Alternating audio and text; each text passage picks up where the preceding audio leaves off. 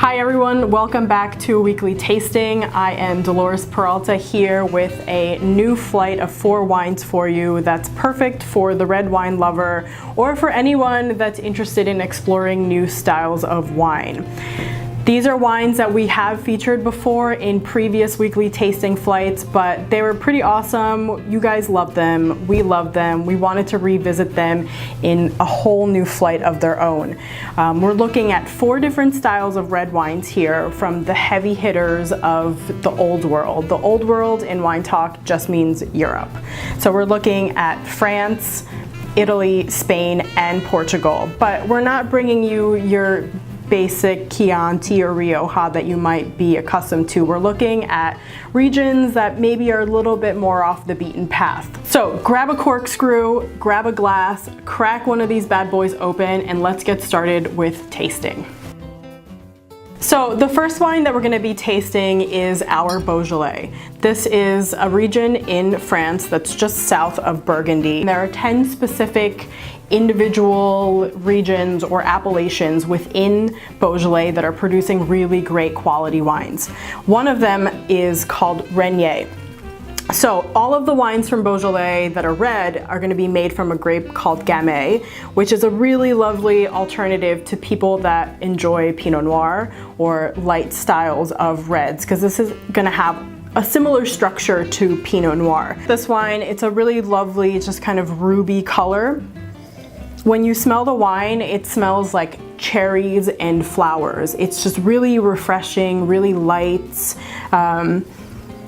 It has just kind of a slight herbal earthiness to it, which is nice because it's not too dissimilar in aromas to Pinot Noir. So I'm really pushing this Pinot Noir thing here, but this is a really great alternative, especially if you're not that familiar with the Gamay grape.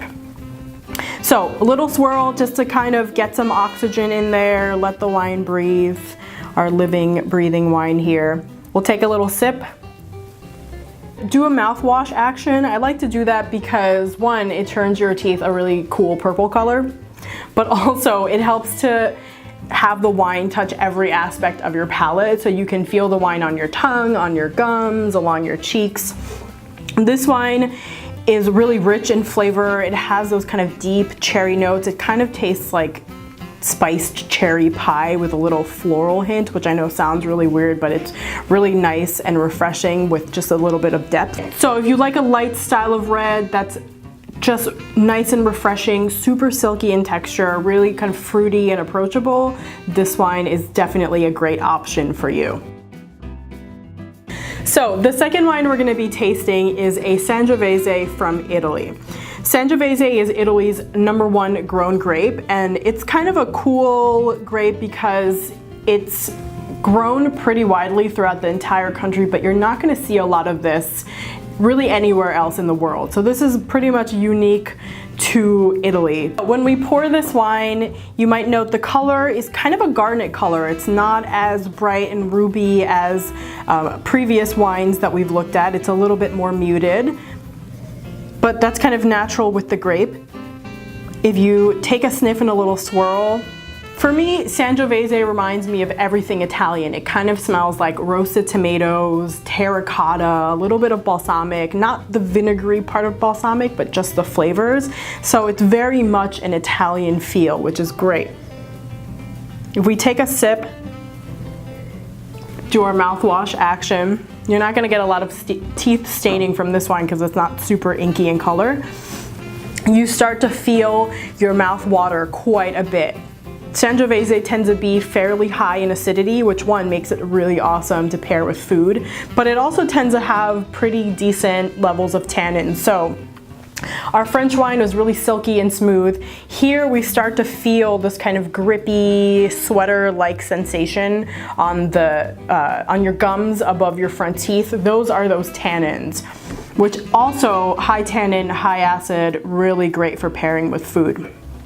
The flavors here aren't overwhelmingly fruity. We have a lot of earthiness that's coming through. So again, that kind of terracotta, iron-rich soil, that roasted tomato, a little hint of cherry. It's really nice and herbal. There's like a nice warming sensation. It feels really lush, but then also kind of gentle at the same time, which is kind of the cool thing about this wine. So if you love Sangiovese, you've tried Chianti, you've tried Brunello, but you haven't tried Vino Nobile, this is definitely a great option for you. This wine is not overwhelmingly heavy, so it's still in that lighter realm. If you like those light-bodied reds, great option. One of the things about pairing food with wine is the old adage of what grows together goes together. So Italian wine, you can't really, I mean, you could have it with non-Italian food, but it really shines alongside Italian foods. Because you have so much acid and so much tannin here, a big rich steak would be a really great pairing, but also this would work great with pasta, with just red sauce, really awesome homemade pizza if that's your thing. But a really lovely alternative to your standard Tuscan wines that you might be accustomed to. So our next wine is from Spain. We have Tempranillo here, and this Tempranillo based wine is similar to our Italian wine in that Tempranillo really thrives in Spain and isn't found in too many places outside of the country. You might find some smatterings of it here and there in California and in Argentina, but really Spain is where to get the best Tempranillo. So because if you think of the flavors of Rioja, because we're a little bit more extreme, all of those flavors are going to be elevated here in Ribera del Duero. So we pour your wine, it's a really deep ruby color, it's kind of hard to see through it, so it's pretty inky, which is cool. Take a sniff of your wine here. And here we have this really lovely kind of smoky note that comes out. It's almost like smoked berries, and there's a little bit of a dried fruit thing happening, kind of like dried fig. When wine producers decide to age their wines in oak barrels, there's a couple different kinds of oak that you can use. Generally, producers will use French oak. It's expensive, but it gives you those lovely spicy flavors. The producers of Spain tend to use American oak more often, and the flavors that American oak imparts into your wine are a little bit different. So you have more kind of a roasted coconut smell and taste, and a little bit more of an herbal thing. So there's a nice kind of dill anise note happening here. Let's take a sip. When you sip this wine, the very first thing that really stands out are the tannins. We've kind of bumped up. We tasted our French wine, which was really nice and silky. We tasted our Italian wine that had fairly high tannins, but they kind of were building as the wine sat in your mouth. And here we have tannins that just kind of attack right off the bat. You can feel them on the sides of your cheeks, but also right above your teeth. So this is a really great alternative for folks that like those kind of bigger, bolder, more tannic wines like Cabernet Sauvignon, because you have that richness in the wine. The flavors are really deep, kind of dark cherry, again, those kind of really lovely smoky notes and some nice fresh herbs. So if you're a fan of bolder reds with a little bit more body, but also you're a fan of Rioja, this is a really great option, the wines from Ribera del Duero, because they're really punchy, really flavorful.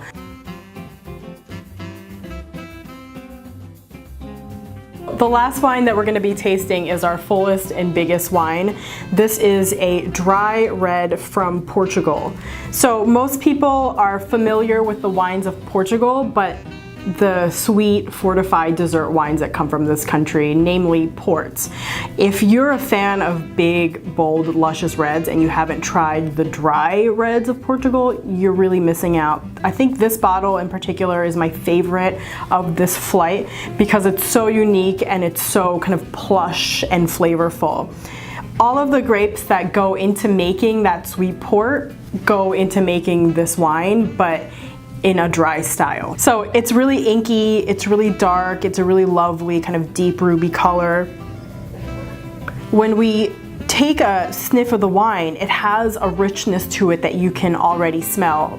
Really dark, black cherries, almost kind of like a chocolate covered cherry note. So when you taste this wine, it has a similar kind of what we call a tannic structure, which is the feel of the tannins. It's similar to the Ribera del Duero that we tasted. Those tannins kind of hit you right off the bat, but they're not super overwhelming. You can feel them. They're kind of plush. It's almost like having velvet, like wadded up velvet in your mouth. It's really lush and plush.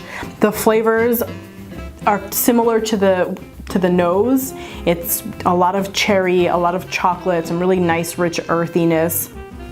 If you're, again, a fan of Cab, this is a really great alternative. The dry wines of Portugal, again, super undervalued. They tend to be pretty affordable compared to a lot of regions in Europe like Bordeaux and France. So it's a really nice alternative to those kind of bigger, heavy red wines that are Cab focused.